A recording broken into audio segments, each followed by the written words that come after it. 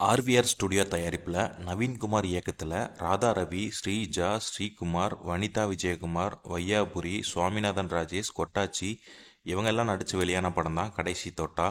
இந்த படத்தோட ரிவ்யூ இந்த வீடியோவில் பார்க்கலாம். எம்எல்ஏ ஒருத்தர் தனது வீட்டுக்கு வருமான வரி சோதனை வரதா தெரிஞ்சுக்கிட்டு தனதோட பணத்தை எல்லாத்தையும் கொடைக்கானலில் உள்ள ஒரு சொகுசு விடுதியில் ரூம் எடுத்து மறைச்சி வச்சிருப்பாரு. ஓய்வு பெற்ற இராணுவ அதிகாரி ராதா ரவி, அதுக்கப்புறம் தேனிலவுக்கு வந்த ஸ்ரீகுமார் மற்றும் அவரோட மனைவி, மகனோட மருத்துவ சிகிச்சைக்கு வந்திருக்கிற கொட்டாச்சி மற்றும் அவங்களோட குடும்பத்தார், பிராங்க் வீடியோ எடுக்கிறதுக்கு வந்த 4 நண்பர்கள் குழு, அதுக்கப்புறம் கள்ளக்காதலியோட வந்திருக்கிற வையாபுரி, அதுக்கப்புறம் தனியாக வந்திருக்கிற சுவாமிநாதன் ராஜேஷ், இவங்க எல்லாரும் அதே விடுதியில் தங்கியிருப்பாங்க.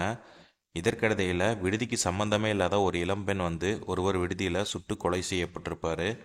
அந்த கொலைக்கான பின்னணி குறித்து விசாரிக்கும் காவல் அதிகாரியா வனிதா விஜயகுமார் நடிச்சிருப்பாங்க.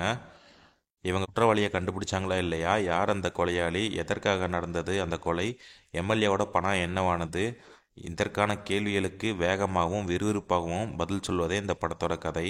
முதன்மை கதாபாத்திரத்தில் நடிச்சிருக்க ராதா ரவி தனது கதாபாத்திரத்தை மிகவும் நேர்மையாகவும் இந்த படத்துக்கு நியாயம் சேர்க்கிற வகையிலையும் நடிச்சிருப்பாங்க. அவரோட மனைவியாக ஸ்ரீஜா ரவி குறைவான கட்சியில் வந்தாலும் நிறைவாக நடிச்சிருப்பாங்க. சொகுசு விடுதியில் விருந்தினர்களாக வந்திருக்கும் ஸ்ரீகுமார், வையாபுரி, சுவாமிநாதன் ராஜேஷ், கொட்டாச்சி என எல்லாருமே கொடுத்த வேலையை குறையில்லாமல் சிறப்பாக செஞ்சுருப்பாங்க. போலீஸ் அதிகாரியாக வந்திருக்கிற வனிதா விஜயகுமார் விசாரிப்பதை காட்டிலும் சிகரெட் பிடிப்பதையே வேலையாக வச்சுருப்பாங்க. இறுதியில் எந்தவித கஷ்டமும் இன்றி உண்மையான குற்றவாளியை கண்டுபிடிச்சிருவாங்க. இசையமைப்பாளர் வி.ஆர். சுவாமிநாதன் இசையில் பாடல்கள் கேட்கும் ரகம், அதில் கானா பாடல்கள் ஆட்டம் போட வைக்கிற அளவுக்கு சூப்பராக இருந்திருக்கு. பின்னணி இசை வந்து திரைக்கதைக்கு பலம் சேர்க்கிற வகையில் பயணிச்சிருக்காரு. அதுக்கப்புறம் ஒளிப்பதிவாளர் மோகன்குமார் கிடைத்த வசதிகளை வச்சு காட்சிகளை நேர்த்தியாக படமாக்கியிருக்காரு. கிரைம் சஸ்பென்ஸ் த்ரில்லர் மூவியை இயக்குனர் எப்படி சொல்ல நினைக்கிறாரோ அதை படத்தொகுப்பாளர் லோகேஷ் படத்தில் தெளிவாக காமிச்சிருப்பார், சுவாரஸ்யமாகவும் காமிச்சிருப்பார். ஒரே இடத்துல நடக்கிற கிரைம் சஸ்பென்ஸ் த்ரில்லர் கதைக்கு நேர்த்தியாக திரைக்கதை அமைச்சு இயக்குனர் நவீன்குமார் இயக்கியிருக்காரு.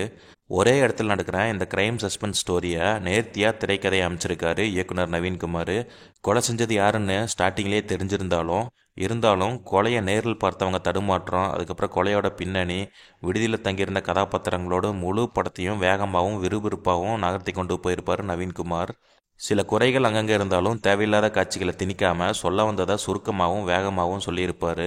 இந்த குறைகளை மறந்து படத்தை பார்த்து ரசிக்கிற மாதிரி சூப்பராகவே அமைஞ்சிருக்கு. மொத்தத்தில் கடைசி தொட்டா குறித்தப்பல இந்த படத்தை நான் ஃபுல்லாக பார்த்துட்டேன். என்னோடய ரிவ்யூ வந்து 5க்கு 3 கொடுக்கலாம் இந்த படத்தில். நீங்களும் இந்த படத்தை தேட்டரில் பார்த்துட்டு உங்களோட ரிவ்யூ என்னங்கிறத கமெண்ட்டில் சொல்லுங்கள். தேங்க்ஸ் ஃபார் வாட்சிங்.